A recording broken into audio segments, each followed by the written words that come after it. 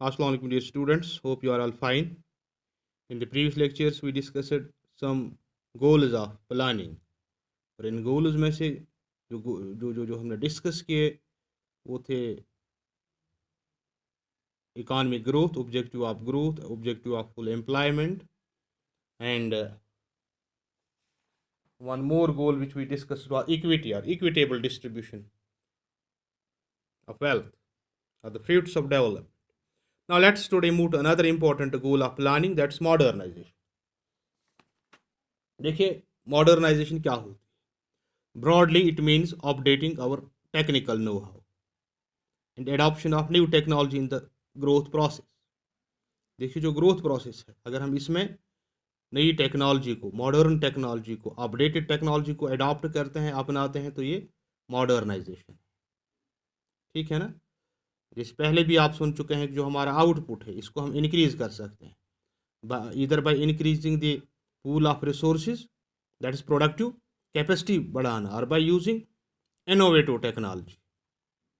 ठीक, या टेक्नोलॉजी का इस्तेमाल करना या इंक्रीज्ड यूज ऑफ रिसोर्सेज करना. जो मॉडर्न एज है ये एज ऑफ साइंस है, और साइंस ने हमें नई नई राहें दी हैं. जैसे कि productivity in farms and factories has shown an exponential rise over time. चाहे एग्रीकल्चर हो, प्राइमरी हो, सेकेंडरी या टर्शरी सेक्टर हो, तीनों सेक्टर्स में ग्रोथ हो चुकी है, बहुत आगे प्रोडक्टिविटी बढ़ चुके हैं. किस वजह से? Because of the introduction of modern technology, because of the use of innovative methods, because of use of modern technical know how. ठीक है ना. देखिए जहाँ तक एग्रीकल्चर का ताल्लुक है, green revolution in Indian agriculture is a well known example of how technology can transform a country from a net importer of food grains to a net exporter of food grains. India में green revolution आया और इस green revolution ने India को क्या बनाया? Exporter of food grain, जबकि ये इंपोर्टर था. इसी तरह ग्लोबल आईटी रिवोल्यूशन जो आया, इसने रिडिफाइन किया concept of domestic production. Global IT revolution has redefined the concept of domestic production through BOP, business outsourcing process. ठीक. But however, modernization in the context of goals of planning in India has a social angle as well. इसका एक social angle भी है. वो क्या है? Here it refers to modernization of social outlook. हमारा social outlook modernize होना चाहिए. It includes like issues of empowerment of women,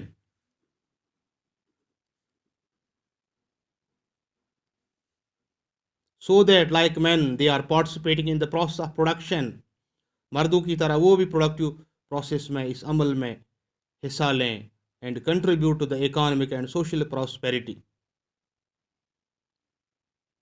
ठीक. तो यहाँ एक बात आपने जहन में रखनी है, जो मॉडर्नाइजेशन है और एम्प्लॉयमेंट जनरेशन है should not be confused as contradictory goals of planning. Modernization और एम्प्लॉयमेंट जनरेशन ये कंट्राडिक्टरी गोल्स ऑफ प्लानिंग नहीं है. देखिए मॉडर्नाइजेशन और employment generation as goals of planning are complementary, they complete each other, ये contradictory नहीं है, बल्कि ये साथ साथ चलते हैं. एक ऑब्जर्वेशन हम लेते हैं.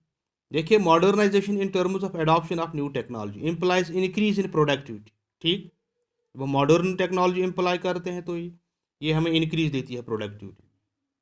implying lesser equipment of labor, requirement of labor, implying lesser requirement of labor per unit of output.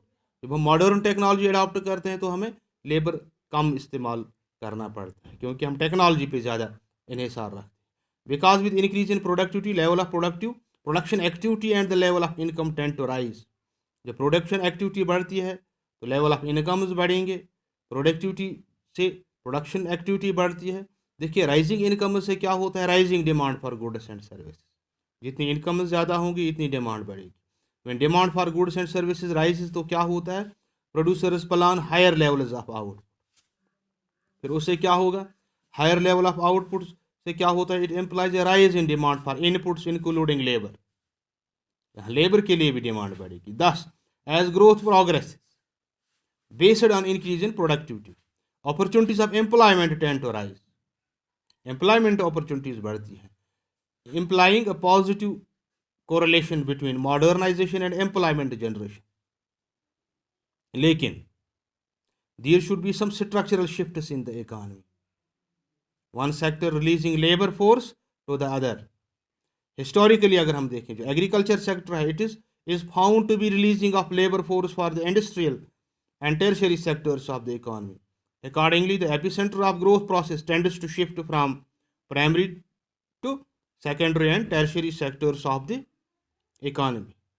ठीक है ना. तो ये मॉडर्नाइजेशन का मतलब हम यही लेते हैं कि modern technology know how technical know और इनोवेशन इसका इस्तेमाल करना कहाँ प्रोडक्शन प्रोसेस में. तो एक और गोल है दैट इज सेल्फ सफिशिएंसी.